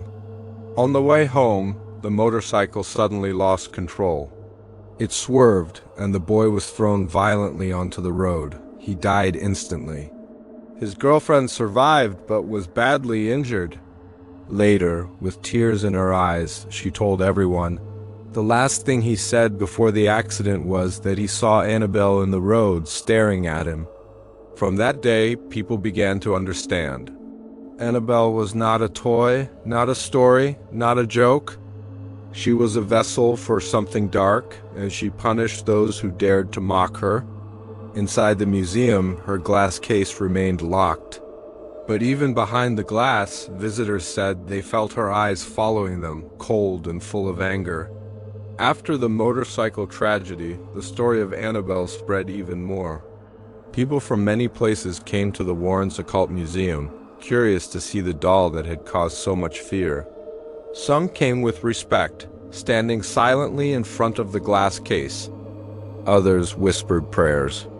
But not everyone took her seriously. One afternoon, a group of college students entered the museum. They were laughing and joking as if they were on a fun trip. When they reached Annabelle's case, one of the boys leaned close to the glass. He tapped it with his finger and said, "If you are real, show us a sign." His friends laughed nervously.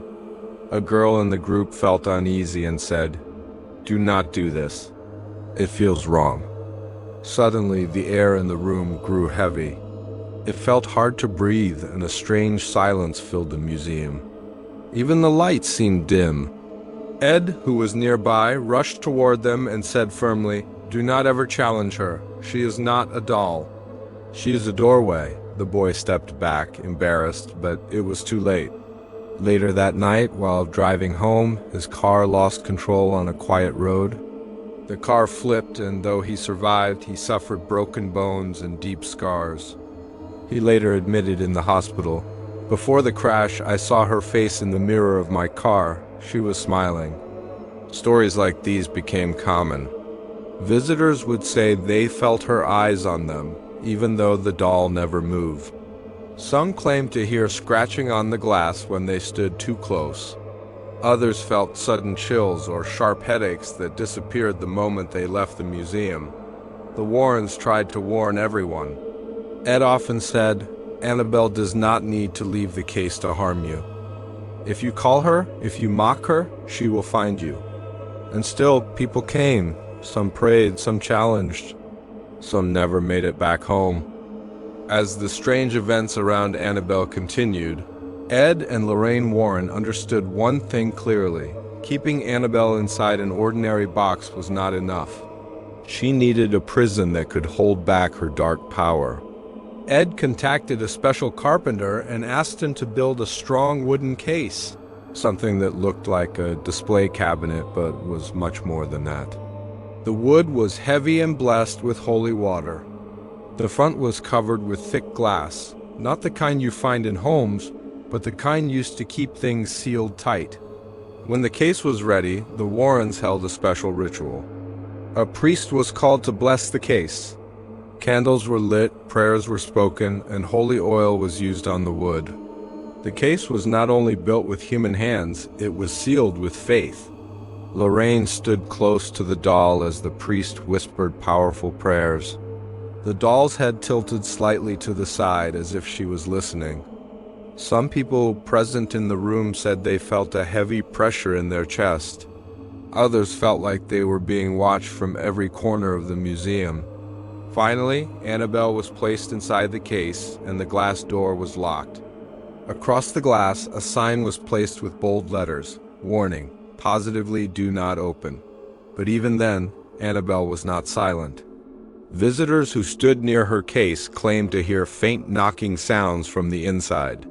Some said they saw her hands move slightly or her head change position.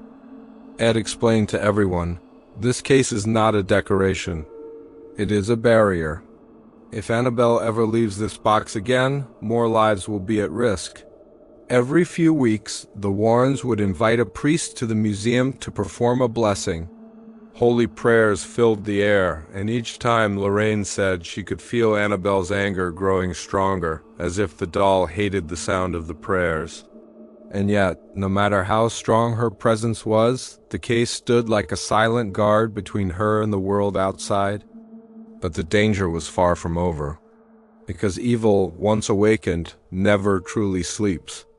Even though Annabelle was now locked safely inside her wooden and glass case, her dark presence did not end. The Warrens believed that the case only stopped her from moving freely, but it could not completely silence the evil force that lived inside. Visitors who came to the museum often stopped in front of the case, staring at the doll with fear and curiosity. Some people reported that they felt sudden chills, as if a cold hand had touched their skin.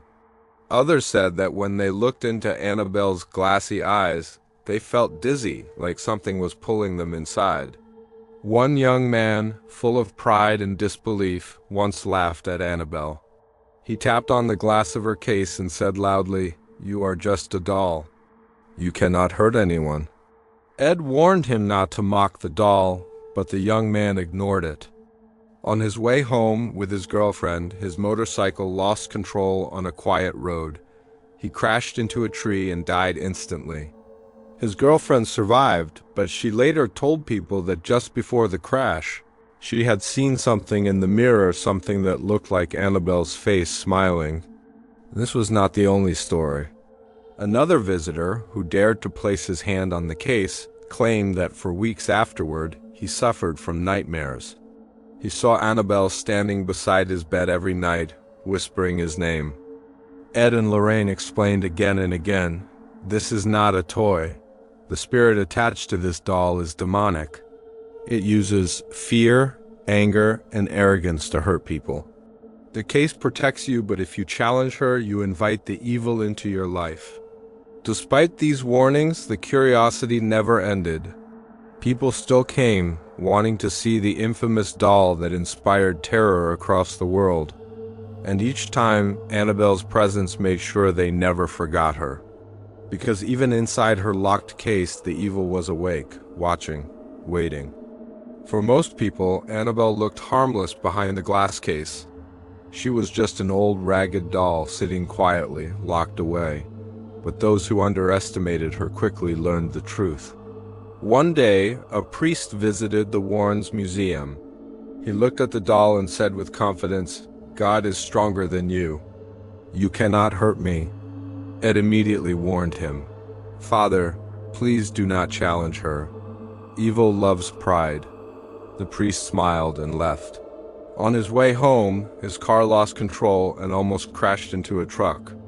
He survived, but the accident was so sudden and strange that even he later admitted, "Something wanted me dead that night." Another couple visited the museum. The man laughed at Annabelle and knocked on the case, saying, "If you are real, do something now," Lorraine told him firmly. "You must respect this warning. Mocking her is dangerous," but he refused to listen.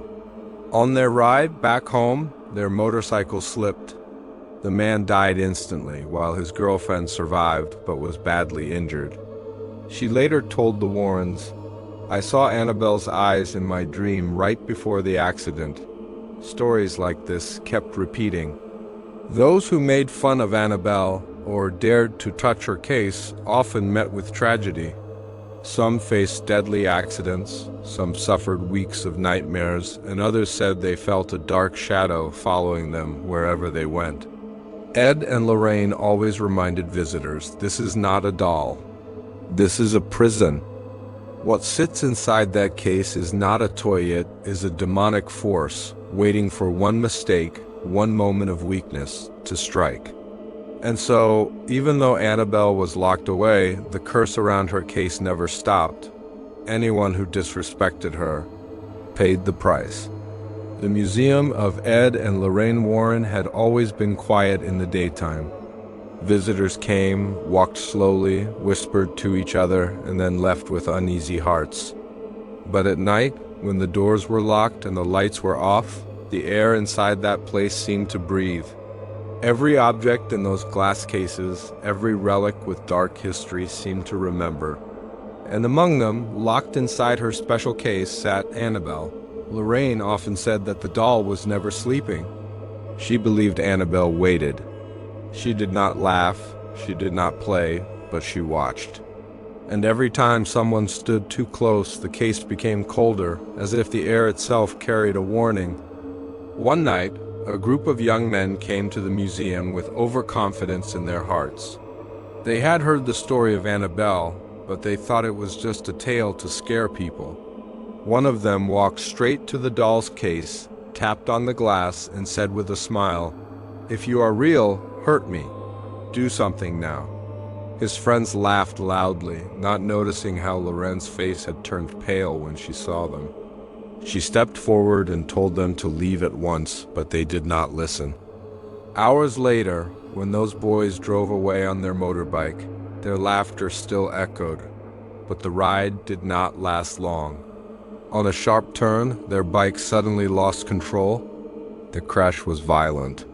One of them died instantly. The other survived, but with broken bones. When Lorraine heard the news, she whispered, "Annabelle does not forgive mockery." From that night, a rule was made stronger than before. No one should ever challenge the doll. No one should ever mock her, because the curse did not end at the museum's walls. It followed those who carried arrogance. The strange part was this. Inside the case, Annabelle never moved. She never blinked. She never shifted even by an inch. And yet, every tragedy connected to her had one common thing. People believed she was only a doll, nothing more. But Ed and Lorraine knew the truth. They knew she was not a toy. She was a doorway that connected to something old, something hungry, and something that waited for the right soul to fall into its trap.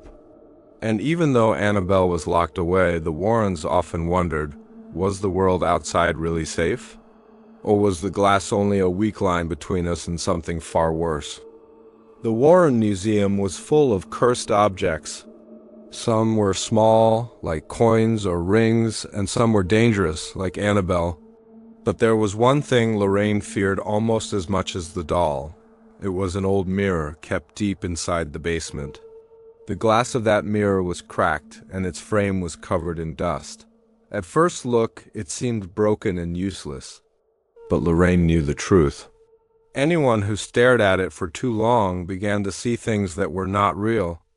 Sometimes it showed faces that did not exist. Sometimes it showed the reflection moving when the person was standing still. And sometimes it showed your death long before it happened. One evening, Ed went down to the basement to check the objects. He noticed the mirror's surface looked darker than usual, like it was filled with smoke. For a moment, he thought he saw his own reflection smile back at him, even though his lips had not moved. His chest grew heavy, and he quickly turned his eyes away. Lorraine came down after him and whispered, "Do not look too long. That is how it pulls you in." People often asked why they did not destroy the mirror. Ed would always say, "You cannot destroy evil so easily, you can only contain it." That was why it stayed locked in the basement, covered, hidden, and guarded. But evil has a way of reaching out. One night, when a storm raged outside, the power in the house went out. The museum became silent, except for the sound of wind hitting the windows. Ed lit a lantern and went to check the locks. When he reached the basement door, he felt something cold run across his arm. The mirror's cloth had slipped off. Its surface glowed faintly in the dark. Lorraine shouted from behind him, "Do not look into it," but it was too late. For a second, Ed saw something he never forgot. He saw Lorraine lying on the floor, blood on her dress, eyes closed. He dropped the lantern in shock, and the flame almost touched the wooden floor. Lorraine rushed forward, pulling him away and covering the mirror again. Ed's hands shook. He whispered, "I saw you. Dead."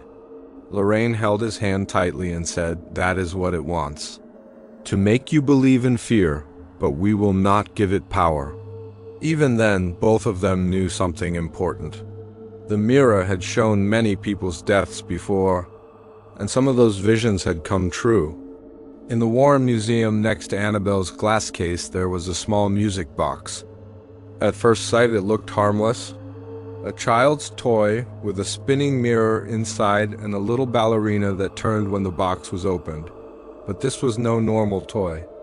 Years ago, it had belonged to a family whose young daughter used to play with it every night. She would open the box, watch the ballerina spin, and listen to the soft tune. At first, it seemed innocent. But soon, the little girl began to say strange things. She told her parents that she had a new friend. A friend who appeared in the mirror of the music box. This friend would tell her secrets, laugh with her, and sometimes even cry. But the parents could not see anyone. Only the girl could. One night, the girl screamed so loudly that the neighbors came running. When her parents entered her room, the girl was standing in the corner, her eyes wide open. The music box was playing by itself. The ballerina spun, and in the small mirror inside the box, her parents saw something. A dark figure standing right behind their daughter. They rushed to grab her, but when they looked again, the figure was gone. Only the music box remained, its tune slowly fading. That family begged Ed and Lorraine Warren for help. Lorraine could feel the dark energy inside the box the moment she touched it. She said, "This is not just a toy, it is a doorway." Now, locked inside the museum, the music box still waits. Many visitors who have seen it say the same thing. If you stare too long into its little mirror, you might see someone standing behind you, and sometimes, when the museum is quiet at night, the box plays on its own. The tune fills the dark room, and shadows seem to move on the walls. Lorraine always warns people, do not listen too closely. The more you listen, the more it listens back. In the Warren Museum, there is one more object that scares people as much as Annabelle. It is an old, crooked man toy, shaped like a tall figure with a strange hat and a bent smile. Children once played with it, but this toy carried something dark inside. The story started with a family in London. Their young boy had the toy. At night, he said he heard the toy singing a rhyme. There was a crooked man who walked a crooked mile. The parents thought it was just the boy's imagination. But soon, they also heard footsteps in the hallway at night. Slow, heavy, crooked steps. One evening, the boy's sister woke up and saw a tall, thin shadow in her room.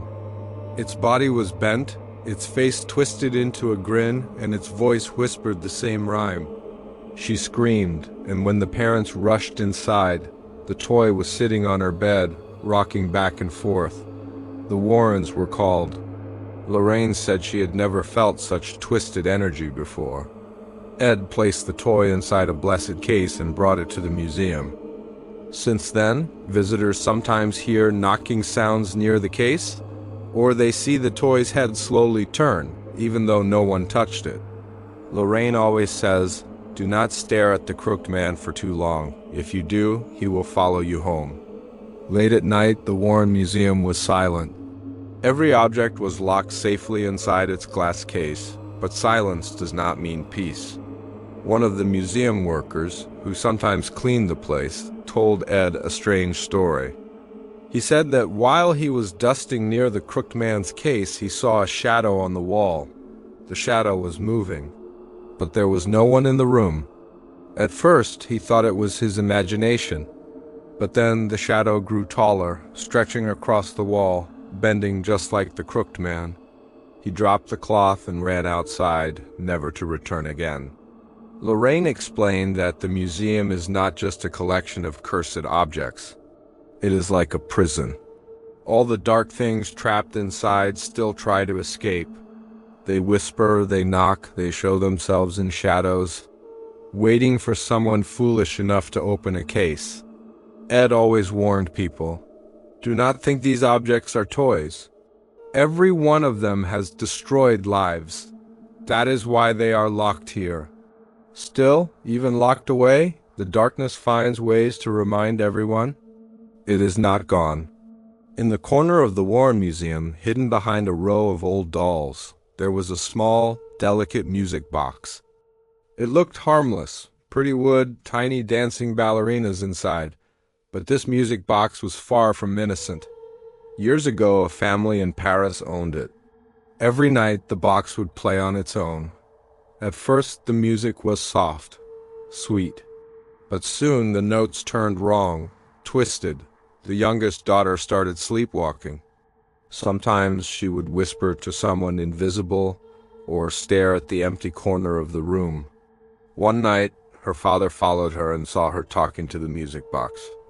The ballerinas were spinning, but their shadows on the wall stretched and moved like real people. The shadow figures reached for the girl. She screamed, but no one could stop the invisible force. After that, the family could not keep the box. When the Warrens got the music box, Lorraine said she could feel sadness and anger trapped inside it. Ed locked it in the museum, but sometimes visitors hear soft music coming from the locked case. Some even say if you look closely, the ballerina's shadows don't just spin, they step off the floor and walk around. Lorraine warned, do not wind the music box. If you do, it will call you, and it will never stop. In the Warren Museum, there was a painting that no one wanted to look at for long. It was called The Smiling Lady. The lady in the painting had a calm face, but her eyes seemed alive. A family in Boston once owned the painting. They hung it in their hallway. At first, nothing happened. But soon, every night, they heard footsteps in front of the painting. A soft, eerie laughter followed. The family noticed the lady's smile slowly widening. Even though no one touched the painting, one night their youngest son vanished. The family searched everywhere. When they looked at the painting, the lady's eyes were following them. Her smile was now terrifying, almost real. In the morning, the boy was found in his room, asleep but pale and silent. He whispered, "She wants to play with me." When the Warrens got the painting, Lorraine said she could feel a hunger in the eyes. Ed placed it in a special case in the museum. Even now, visitors sometimes see the lady's eyes shift, follow them. Some say if you stare too long, you feel a cold hand on your shoulder, though no one is there. Lorraine warned, do not let your eyes linger on her. She remembers every face and waits for her chance. In the Warren Museum, there was a tall grandfather clock. Its wood was dark, polished, and the hands seemed to move on their own. The clock was called the Whispering Clock because anyone who stood close could hear soft whispers. Even when the museum was empty, years ago, a man in New York bought the clock. Every night he heard voices calling his name. At first they were gentle, like someone asking for help. But soon, the voices became angry, demanding. The man tried to throw the clock away, but it always returned to his home. One night he woke up and saw shadows climbing out of the clock. They had no faces, just darkness, but they reached for him. He ran, leaving everything behind. The house felt empty. Yet every hour he could hear the clock ticking, whispering his name, reminding him it was still there. The Warrens placed the clock in the museum. Lorraine said she felt trapped souls inside the clock, restless and angry. Visitors sometimes report hearing whispers in the silent museum. Some say if you stand too close, you feel cold fingers brush your skin. even though the clock is locked. Lorraine warned, "Do not listen too long. The whispers are patient. They wait for someone who cannot resist." In the Warren Museum, there was a tall, old mirror with a golden frame. At first, it looked ordinary, but anyone who looked closely could feel something watching them. Not their reflection, but something behind it. Years ago, a woman in Rome owned the mirror. She loved it at first, but soon her reflection started moving differently from her. When she raised her hand, the reflection smiled, even though she did not. At night, she could hear whispers from the mirror, soft and cruel, calling her name. One evening, she saw the reflection step out. It wasn't human. Its eyes were black, its grin wide, and it tried to pull her inside the glass. She screamed. The neighbors found her the next morning, staring into the mirror, frozen as if part of it. When the Warrens took the mirror, Lorraine said she felt a trapped soul trying to escape. Ed placed it in a special case in the museum. Visitors sometimes report seeing shadows move behind the glass, or their own reflection lag behind them, smiling when they do not. Lorraine warned, "Do not stare too long, the mirror learns your face. And one day, it may want to keep it."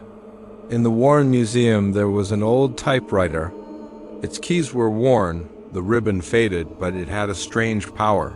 When someone typed on it, the words seemed to write themselves. Years ago, a writer in London bought the typewriter. At first, it helped him write novels quickly. But soon, the stories changed on their own. Dark, twisted sentences appeared, stories of death and fear featuring people he knew. One night, he woke up to the sound of typing. No one was in the room, but the typewriter wrote by itself, "He is coming for you." The next morning, he found his neighbor missing. Every night after that, the typewriter continued to write messages, always predicting events that would happen. The writer tried to destroy it, but the pieces would reassemble by themselves. When the Warrens got the typewriter, Lorraine said she felt a spirit trapped in words, angry and clever. Ed placed it in the museum, locked in a case. Visitors sometimes hear typing sounds in the silent room. Some even see papers slowly move, as if the typewriter wants someone to continue its dark story. Lorraine warned, "Do not touch it. Once it knows your name, it will write your story, forever." In the Warren Museum, there was a small porcelain doll.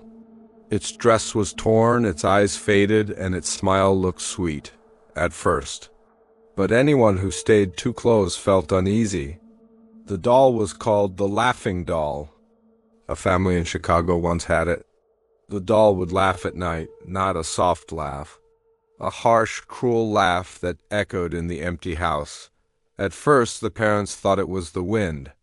But soon, the children started talking to someone invisible, saying the doll told them secrets. One night, the mother woke up and saw the doll in the hallway. Its head turned slowly toward her. Its eyes seemed alive, staring directly at her. The doll laughed. Then it moved a few steps on its own, tilting its head as if it wanted her to follow. She screamed. The family could not get rid of it. The doll always returned to their home. When the Warrens got the doll, Lorraine said she could feel pure mischief and evil trapped inside it. Ed locked it in the museum. Visitors sometimes hear a soft laugh in the silent hall. Some even see the doll's head slowly turn, following them as they walk by. Lorraine warned, "Do not smile at the doll. If it likes you, it will come to your home, and it will never stop laughing." The Warren Museum was quiet at night. All the cursed objects, Annabelle, the crooked man, the music box, the phantom painting, the whispering clock, the haunted mirror, the phantom typewriter, and the laughing doll sat locked in their cases. Lorraine and Ed stood in the center of the museum. They had seen many dark forces, many lives destroyed by these objects, but here, locked away, the evil was trapped, for now. Lorraine whispered, "All of this darkness. It waits for one mistake, one curiosity too strong." But as long as we keep it here, it cannot harm anyone else." Ed nodded. "People think these are just stories, but every one of these objects has a life and a memory of what they have done." The museum remained a silent prison, a warning to all. Outside, the world went on. Inside, the shadows, whispers, and laughs stayed, but they could not escape.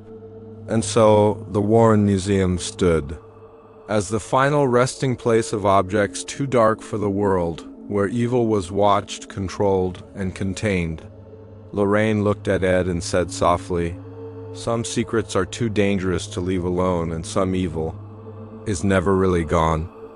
The doors closed, the lights dimmed, and the museum waited for the next visitor, who might be curious enough to look too long. And so, Annabelle remains behind glass, sealed away at the Warrens' Occult Museum. Visitors still come to see her, but never to touch her. Some believe she is nothing more than a story, while others know the truth that evil can live inside the most ordinary of things. But what do you think? Is Annabelle truly possessed by something dark and inhuman, or is she only a mirror of our deepest fears? I want to hear from you. Tell me in the comments below, what story should we explore next? Should we uncover the secrets of the Enfield poltergeist? Or perhaps the mystery of the devil made me do it case?